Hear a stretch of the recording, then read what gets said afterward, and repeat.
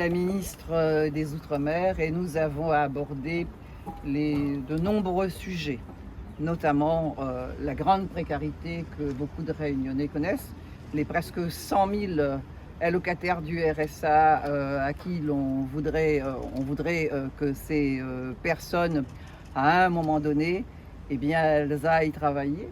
Et je ne dis pas qu'il ne faille pas travailler, mais je veux dire que les conditions de précarité dans lesquelles ces personnes-là vivent, et qu'elles soient sanctionnées si elles ne vont pas en formation. Nous, on est contre la sanction, mais nous a assuré qu'il y aurait un comité qui gérerait ce problème, un comité composé de la préfecture, du conseil départemental et de nous-mêmes pour gérer ce problème. Et nous sommes aussi pour qu'il y ait aussi pour le travail saisonnier, que ça complète, que le RSA ne soit pas coupé et que le travail saisonnier complète les revenus de la personne.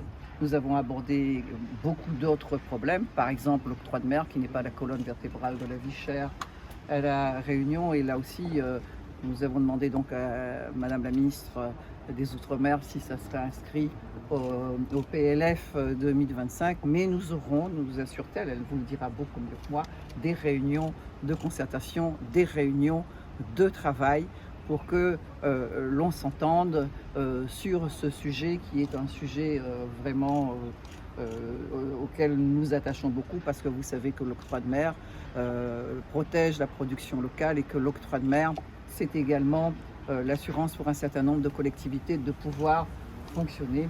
Ce sont ces sujets que nous avons abordés. Nous n'avons pas manqué aussi d'aborder le sujet d'Air Austral, notre compagnie régionale. Vous avez suivi tout cela, mesdames, messieurs les journalistes, la semaine dernière où il y a eu un accord qui a été signé. Nous avons demandé donc, parce que le plan de retournement sur 3 ans, nous demandons donc au gouvernement de voir un plan de retournement sur 5 années.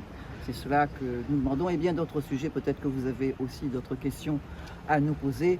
Ce sont ces sujets que l'on a abordés avec Madame la ministre des Outre-mer, qui pour la première fois en tant que ministre arrive ici à La Réunion, qui connaît une situation pas facile, une situation extrêmement compliquée, même si on a, je dis à chaque fois, l'apparence de la prospérité, mais La Réunion connaît beaucoup de difficultés. Quand on a 280 000 personnes, presque 290 000 personnes qui vivent de minima sociaux, nous sommes un territoire en difficulté.